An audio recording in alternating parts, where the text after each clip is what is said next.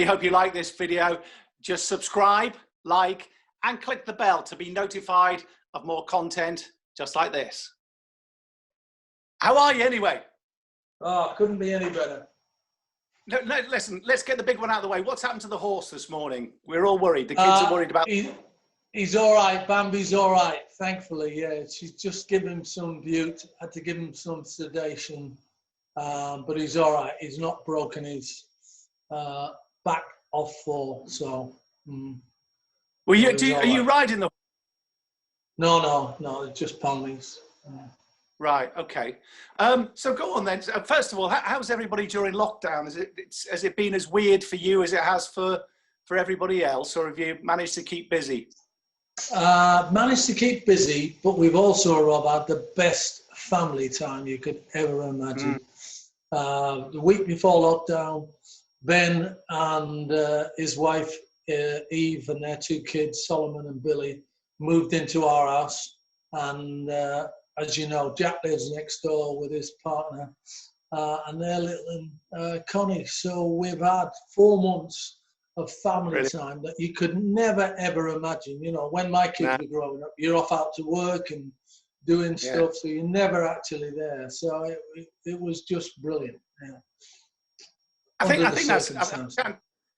I was chatting to a couple of the dads. We were watching some cricket on the boundary, and we all said the same thing. I mean, this will be the last year or the last summer before my lot head off at various... So it has been, you know, in fact, I thought there might be some rows knocking around, but we've done okay, to be fair. There's always rows, don't you lie. I'm hating you with a passion, you know that. Listen, did you see the Champions League? Yeah, watching it last night. I thought it was all right. It was intriguing because it was never over. You know, that was the thing. They were always in it. And Neuer, top goalkeeper, you know. People say a lot of the PSG players didn't turn up. But, you know, if they score that early goal when Neuer makes that brilliant save, then it's a different game. Obviously, you know, if my auntie was my uncle, then I wouldn't be here today or something like that. But you know what I mean, don't you? Luck and bad luck. I've got to be honest with you. I really like the format. I mean, I don't think practically they could do it, but you know, sort of like quarterfinal, semi-final, one-offs. I thought it was fantastic. Yeah, it was just like the European Championships or the World Cup, wasn't it? Just get a load of games together and make up. The problem, what you've got is that was the season finished last night, and in just over 2 weeks' time, we're going to start again. Yeah, so, you know, you have to feel for the players, no sort of break. And those that do go on a break have to be very careful.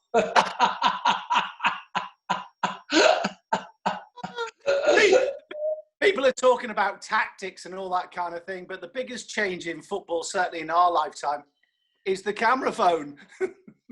Oh, God almighty, yeah. Everything now, Rob, you know. That, you cannot get around now without someone wanting a selfie. But, hey, it's a good thing. You can't, you know, I'm not knocking it. So, you know, yeah, but it has changed. It's a good job it wasn't around when you were playing. That's all I'm saying.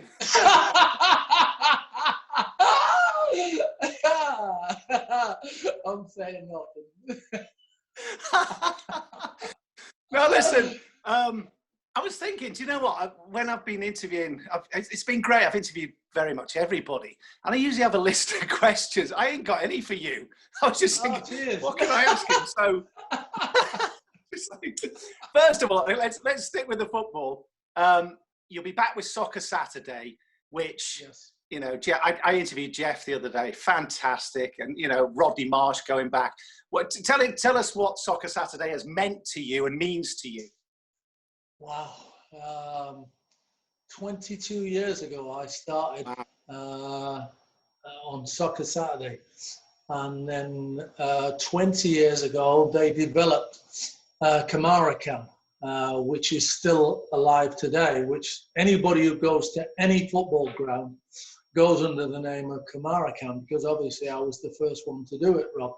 I always remember in the year 2000, and Ian Condren phoned me up and he said, we're going to take it from the studio. So where you see the guys in the studio, where you've been, you know, because occasionally I was in the studio with Rodney Marsh and George Best and Clive Allen and Alan Mullery, Frank McClintock, all them icons. So I'd be on, you know, especially if George didn't turn up, I'd get a little call as well, you know, which was more often than not, quite a lot of time.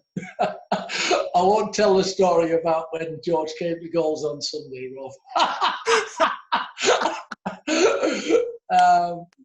So he phoned us up and he said, what we're going to do is we're going to send you to the grounds. Condo. I said, to be fair, people haven't really got their heads around people, ex-players, watching football on TV and then sending it back into their living rooms. He said, do you want to do it or don't you? And I went, yeah, of course I do. And so I did it. We had a little dummy run that they were going to show a preview of the following Saturday. So I went to Oxford versus Walsall, and we went there and we set up, because I got there really early, so we set up about 12 o'clock. My link to Jeff wasn't till about 7 minutes to 3, to be precise. And so we were there from 12:30. Anyway, we're all set and ready to go. We get to 2:30, and this camera bloke, who's been there for donkey's years, comes in and he says, you're in my spot. So we said, well, tough luck, mate, you know, Sky are now footing the bill for football. No. He said, look, there's just a space next to me. No, I've been a cameraman for 23 years of my life at Oxford doing this. You've got to have to move. So I said, no, not a chance. We're set now. Then I get the message in my ear. We're not coming to you at 7 minutes to 3. We're coming to you in 30 seconds. Are you ready? Yeah, of course. So they come to me within 30 seconds.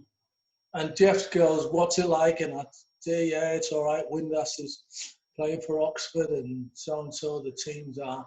And this old boy decides to walk across the front of the camera. So I've got my arm out, holding him like that. The teams will be okay. And I can hear Jeff giggling in the studio like this. And I'm thinking, oh, crikey. So eventually I put my arm down and he goes, all right, we'll come to you during the game. Anyway, I did a few links during the game, but none of them were live. So I thought, oh, blame them. That bloke has spoiled it for me, you know. So I ended up calling him a few names. Oh, it's true. As you do. So went home and never got a call from Condo that week. Anyway, that's typical, to be fair. Yeah, oh, yeah. So I rang him on the Friday and I went, what are you doing? He went, well, we'll show a little bit of it tomorrow. So I watched the program intensely because I wasn't working nothing at all.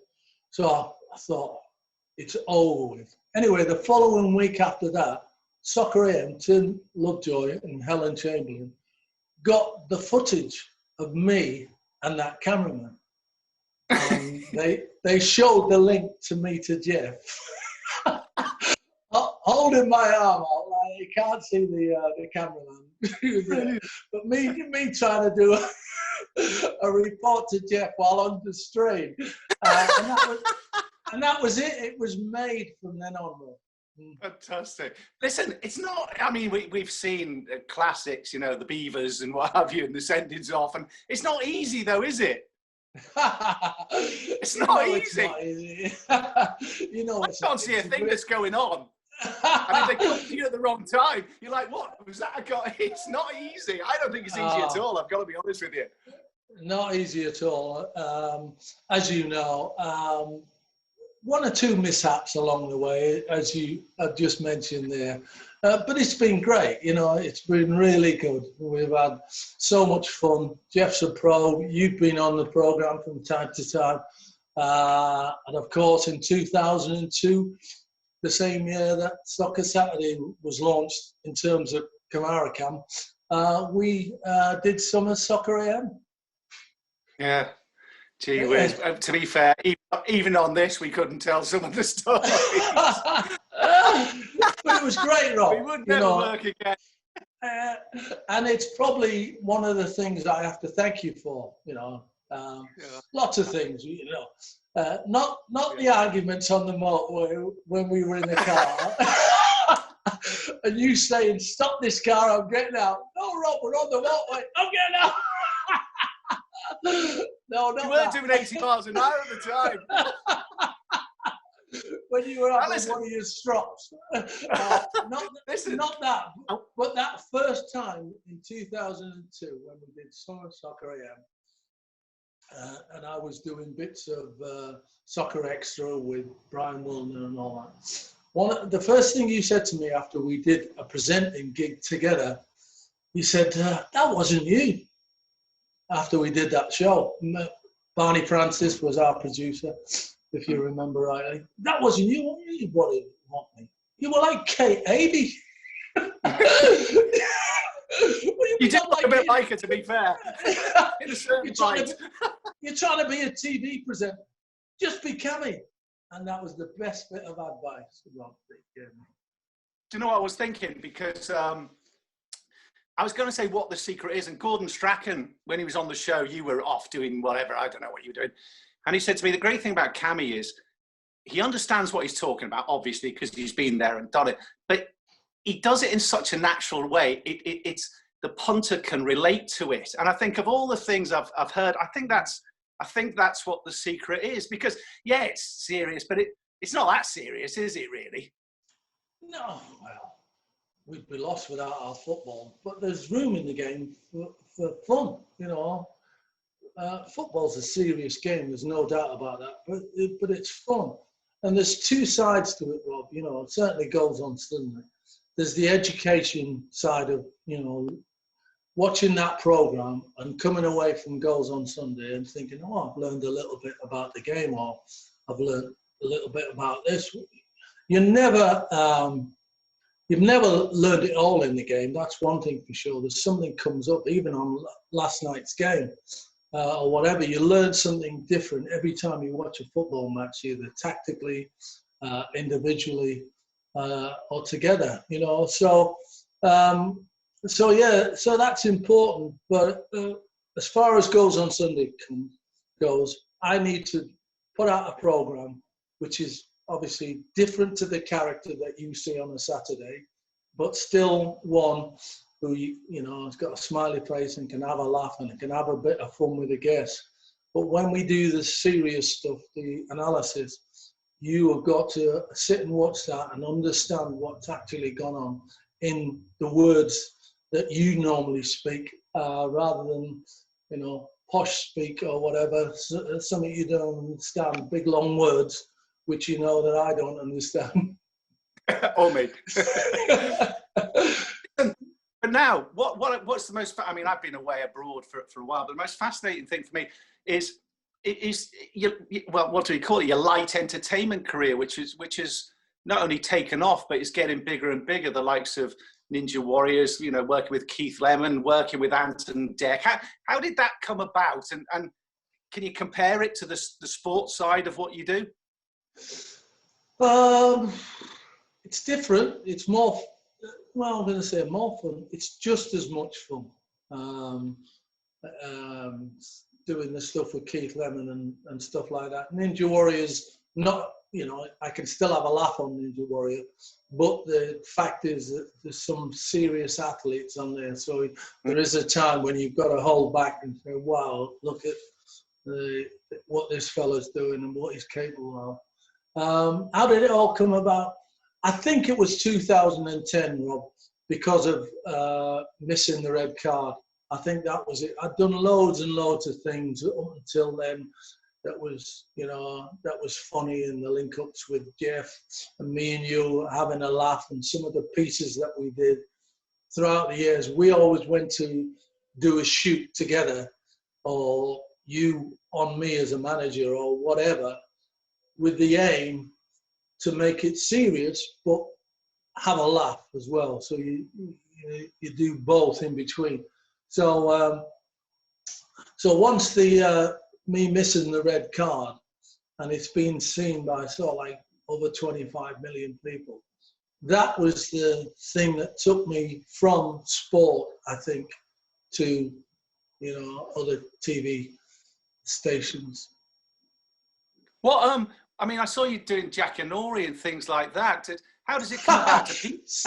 CBB's bedtime story. I mean, I did feel for the kids. I thought they'd be watching from behind the sofa, to be honest with you. But anyway, honestly, Rob, I without a shadow of a doubt, that is the best thing that I have done. I've done 3 CVB's bedtime stories, and the reason why it's the best thing is because the grandkids say, "Put Grandad back on," you know. Brilliant. And go, you know, so it's just amazing.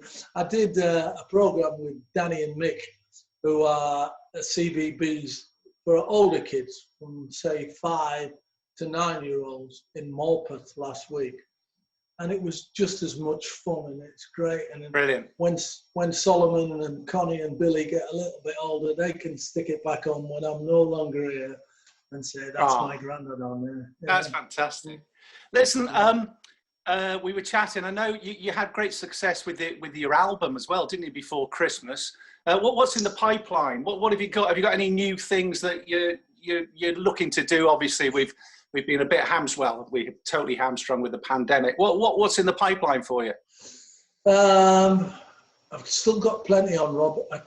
I couldn't believe we to have a number 8 album in the charts over Christmas was just. How did that come about, Kat? Was that your idea, or did people approach you? How did that happen? No. They approached me. I did a program called All Together Now with Rob Beckett and Jerry Halliwell. You probably haven't seen it because you've been out of the country. Yeah. And it's 100 cabaret artists, right, who are the audience. So what you do is you come and sing a song. They listen to 30 seconds of it, and then if they like it, like your voice and like the song, they stand up. Yeah. So my agent approached me and he said, "You do like singing?" He said, "Do you fancy doing All Together Now?" I said, "Yeah, I'd love to. Absolutely love to. I've seen the program." He said, "What do you want to sing?" I said, "Brown Eyed Girl." All day long. Yeah, that's my signature tune. Wherever I go, I sing that on. The crowd join in with the la la las and all that, and it's fun. Yeah. So he goes to them, and they said, "Oh, look, to be fair, we've got too many people singing sing-along songs. Would you sing a ballad?" And I went, "No chance. No chance. I've seen the program." And he went, "It's not like you. You go into all of these things for a bit of fun." So I went, "Yeah, you're right." So he said, "Do you still want to do it?" I said, "Yeah, but it's got to be, if it's a ballad, it's got to be from my favourite, Elton John, you know, my hero." So he went back to them and he said, "Yeah, you can sing your song, Elton John, and they'll pick another song, Dancing on My Own," which was Callum Scott, which is a lovely song, but not one that I felt really comfortable with. But I felt comfortable with Elton. So I did the Elton song that night. I scored 74 out of 100 people stood up. And I was in second place going to the last 2. Then I dropped down to third place. And then I'm thinking, please, please, please, get knocked out of here. Because I didn't want to sing that Callum Scott song. Anyway, lady from EastEnders, Pete Beale's wife, Scottish woman, can't remember her name at this moment in time. Great actress as well. she come on and she sang Simply the Best, which was brilliant because after 30 seconds, they were all, you know, one of them songs that just gets you. She had a great voice as well. So I got knocked out. Anyway, unbeknown to me, Adam Greenup from Silver Screen Records thought my two-piece big band and a conductor to do a Christmas album. So if I'd have sang Brown Eyed Girl, it would never have happened. Fate, Rob. Yeah. Fate, absolute fate. That's fantastic. And then we're bringing out another album this Christmas, would you believe? We want to try and be 8th in the album chart. Yeah. So, brilliant. Yeah. So it's great, yeah. So that's going. The theatre tour is cancelled, obviously, for COVID reasons. I'm doing a little bit of acting. I'm working with Stephen Graham in a few weeks, who's an absolute legend. Had two episodes in Emmerdale. So it's just great, Rob. It's just so good. It's never ending, which is great. Did you say to me, maybe I don't know, was there any stand-up knocking round at all? Was that part of a plan? That was a theatre tour, which was booked. So we had the album tour this Christmas, which was 21 dates. So I'd have been really busy in November, December. That's had to be cancelled. But we had 4 dates in August, September and October for the theatre tour, which is a little bit of stand-up, but would have turned it into Q&A instead, with a few videos and stuff. So that's off the radar, but hopefully if this virus goes away, this pandemic, then we can resurrect that. Hey, listen, do you know what? Thanks, Cam. I really appreciate it, mate. Is that it? That's it. Hey, that's all we need.